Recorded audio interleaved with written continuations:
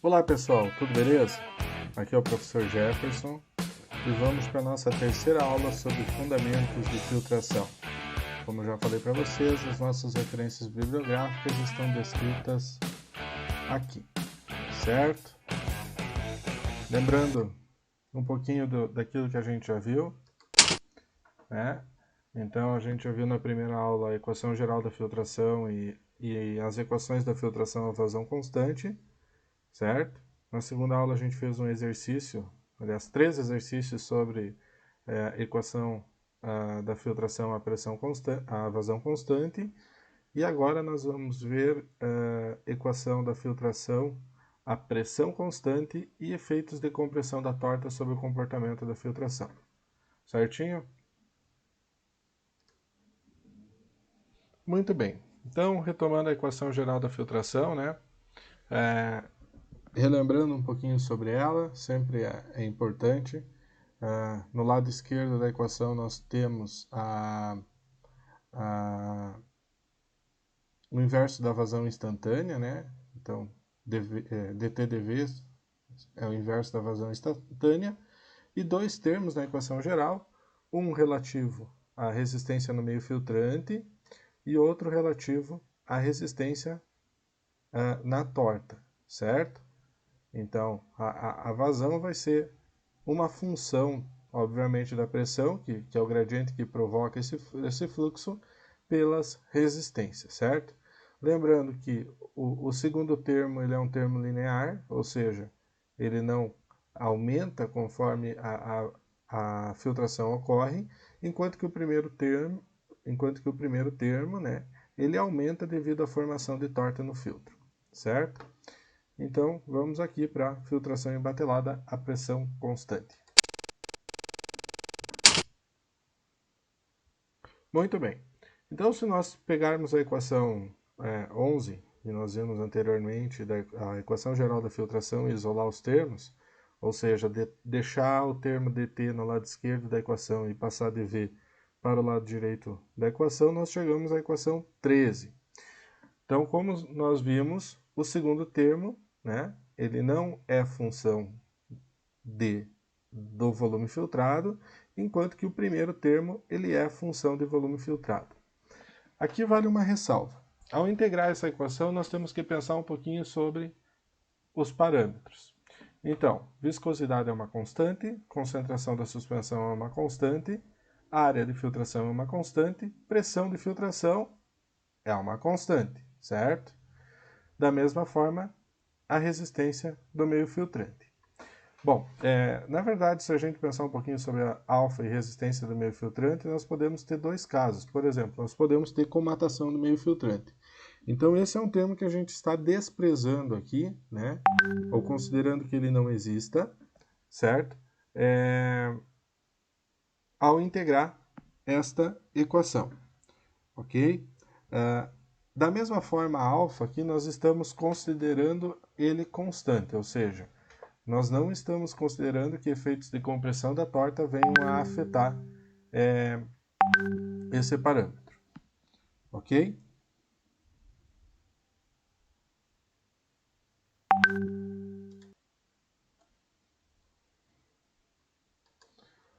Então, integrando essa equação, a gente chega à equação 14, certo? Então, aqui nós temos uma x dx, que é igual a x ao quadrado sobre 2, e aqui nós temos uma dx, né? Uma integral de dx, que é igual a x. Então, aplicando aos limites de integração, 0 e VF, 0 e t, nós chegamos a t com a função de t e VF, ok? Dividindo toda a equação por VF, nós chegamos a equação 15, certo? Então, nós dividimos toda a equação por VF para deixar o segundo termo da equação como uma não função de VF e o primeiro termo como uma não função de VF ao quadrado. Então, fica T sobre V, tá? Uma constante que multiplica V, mais outra constante. Então, T sobre V, ele representa fisicamente como a vazão média entre 0 e T. Tá?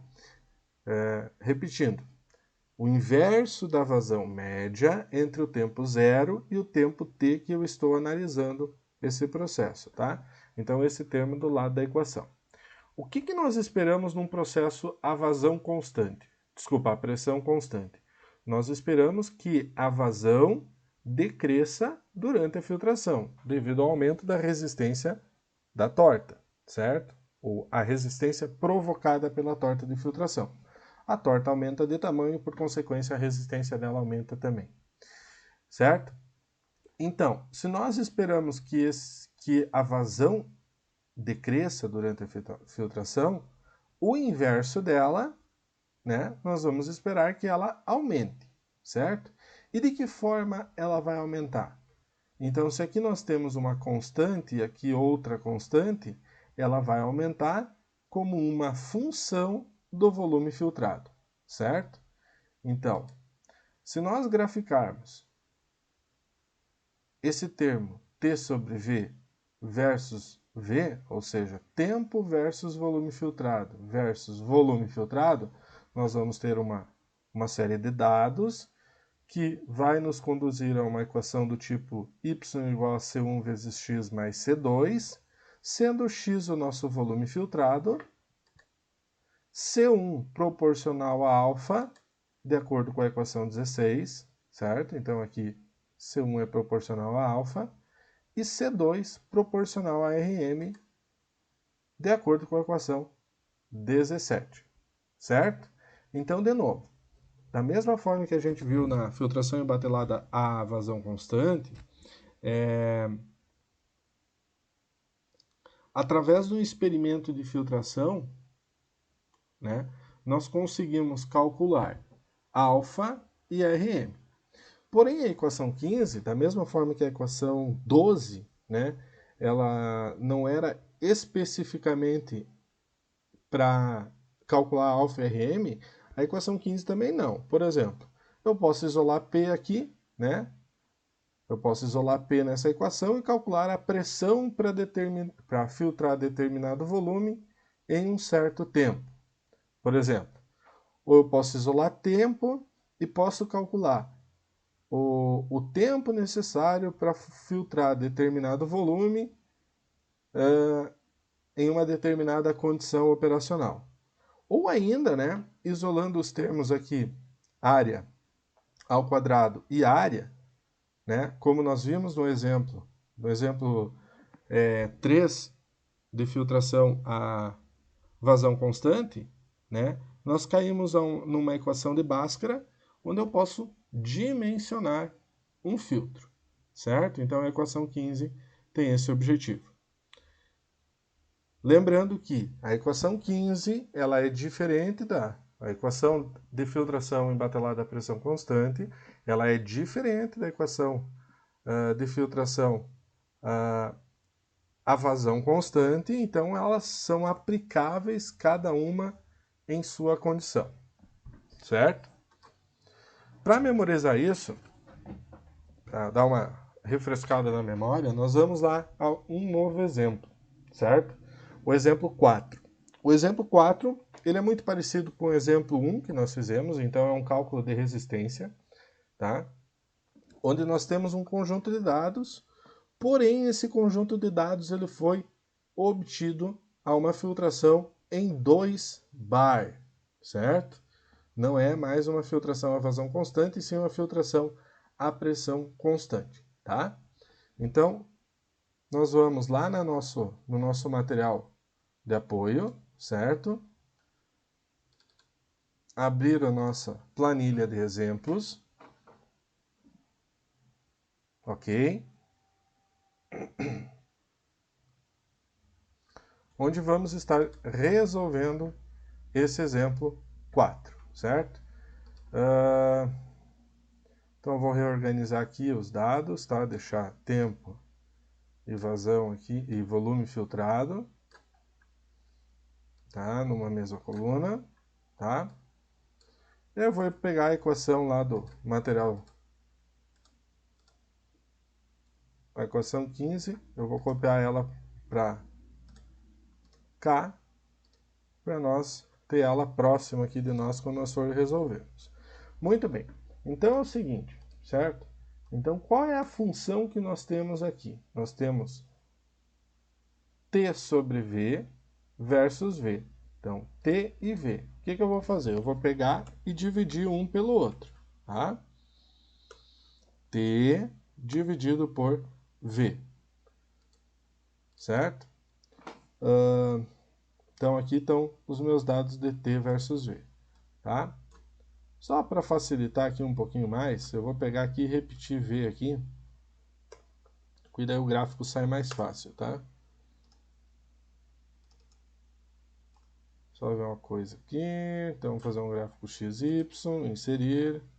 Um gráfico de dispersão. Não precisava fazer isso aqui não, tá? Então, vou tirar isso aqui daqui.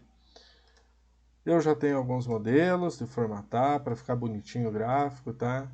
Então, sugiro que vocês adicionem isso como modelos para vocês, tá?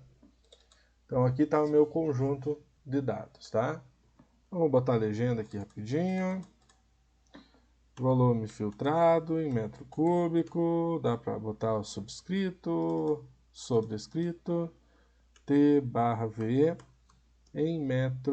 em segundos por metro cúbico, tá? Muito bem. Então, tá aqui o nosso gráfico quase bonitinho, quase perfeito, digamos assim. Certo? E esses dados, então, eles vão me conduzir a uma equação linear. Então, eu vou adicionar uma linha de tendência. Certo? Uma equação linear. Vou pedir para exibir a equação no gráfico e o R ao quadrado. Muito bem. Duas considerações aqui nesses dados, nesse conjunto de dados, certo? Primeiro, é que o meu valor, nós vamos botar aqui, tá? Deixa eu puxar isso aqui um pouquinho mais para cá. Eu vou botar a minha inclinação, que deu 3 vezes 10 na 6. E a minha intercepção, que deu menos 3.509, certo? Muito bem. Então, duas observações em relação a esse dado. Primeiro, em relação ao R ao quadrado. Estão vendo o valor de R ao quadrado? 0,90. Será que esse valor de R ao quadrado ele é adequado para o nosso... para o nosso cálculo aqui? Então, isso é uma coisa que a gente tem que levar em consideração, tá? Mas vamos lá, vamos deixar. A segunda observação, esse valor negativo da intercepção. Será que ele é um valor adequado? Então, vamos lá. Então, vamos botar a viscosidade aqui, né? Então, era uma solução aquosa. Vamos pegar a mesma viscosidade lá do problema 1, certo? Exemplo 4, vamos botar aqui, problema 1. A área de filtração era 0,2 metros quadrados.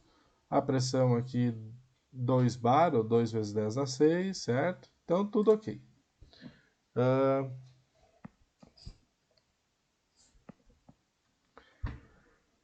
Então, eu vou calcular agora a alfa, certo? Então, o alfa está aqui. O que é o alfa? O alfa, certo, vai estar aqui nessa intercepção. Então, vou pegar aqui as outras duas equações, para nós ter lá, pertinho também, tá? Vamos botar elas aqui. E mais pertinho. Tá? Então, vamos lá. Se eu isolar alfa, eu vou ter que alfa é igual a inclinação vezes 2 vezes área ao quadrado vezes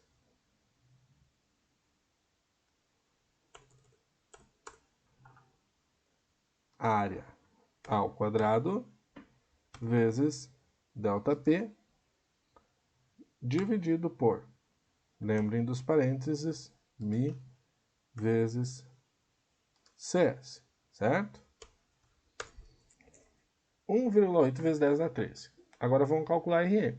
Da mesma forma, RM vai ser igual a constante de intercepção, constante linear, vezes a área, vezes o ΔP, dividido por μ.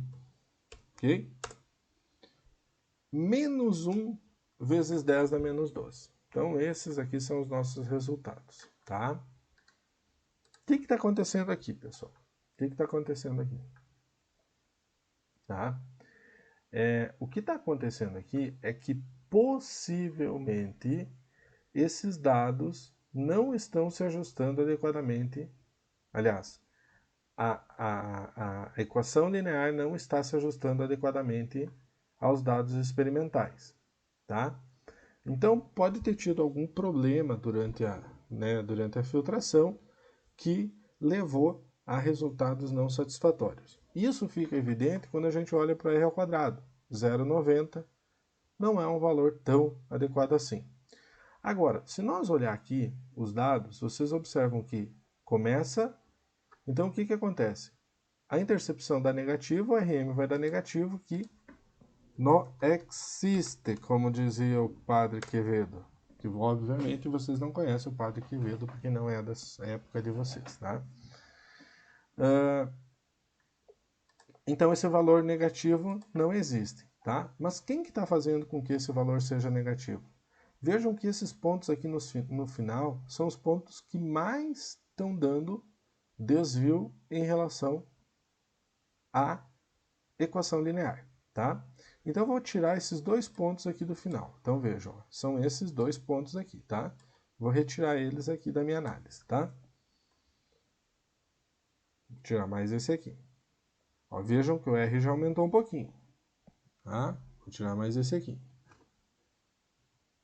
Vejam que o R está aumentando. Mas ainda esse cara aqui está um pouquinho sobressalente. Então, eu vou tirar esse ponto aqui também. Tá? Professor, mas o senhor está ajustando dados, né? Não é que eu estou ajustando dados, é que isso foram dados de uma aula prática e depois eu comento o que pode ter acontecido nessa aula prática. Vou tirar mais esse ponto aqui só para nós chegar a 0,95. Muito bem, 0,939, então 0,94 ficou bem interessante. Vejam que os dados agora estão normalmente distribuídos ao entorno do modelo. O erro está normalmente distribuído, tá? Então, cheguei a valores mais interessantes do ponto de vista que tem um ajuste melhor. O que aconteceu agora?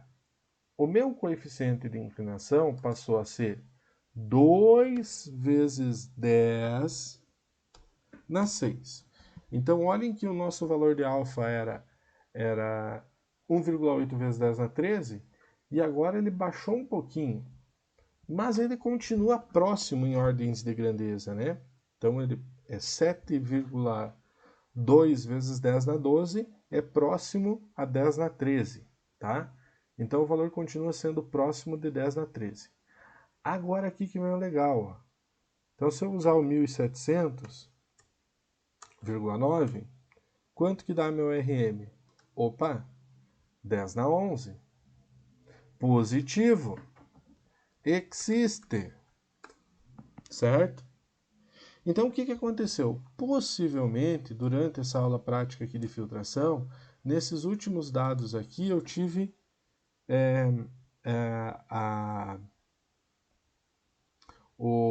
a minha câmara de filtração, ela ficou cheia, né? Então, ela teve enchimento da câmara de filtração, que levou então a um só puxando aqui os dados para vocês verem o que estava acontecendo, tá? Eu não posso escrever ali, tá? Então, estourou a inclinação. Por quê? Porque se encheu a câmera, eu não tenho mais por onde filtrar, então a resistência aumentou, tá? Então, se eu tiro esses dados, voltando, eu tenho valores mais reais e o valor de RM está adequado. Beleza, gente? Então tem que interpretar, não é só calcular. É claro que isso aqui é uma interpretação de aula prática, vocês não estavam lá para ver o que aconteceu na aula prática, mas eu já estou antecipando o que pode acontecer com os dados da aula prática de vocês. Talvez lá no final da filtração, tá? O alfa de vocês estoure, mas não porque houve um efeito de compressão, qualquer coisa do tipo, mas sim porque a câmara de filtração ficou cheia, tá? Beleza, gente? Então, nessa aula era isso mesmo que nós tínhamos, e em breve eu disponibilizo o próximo conteúdo. Um abraço e até logo.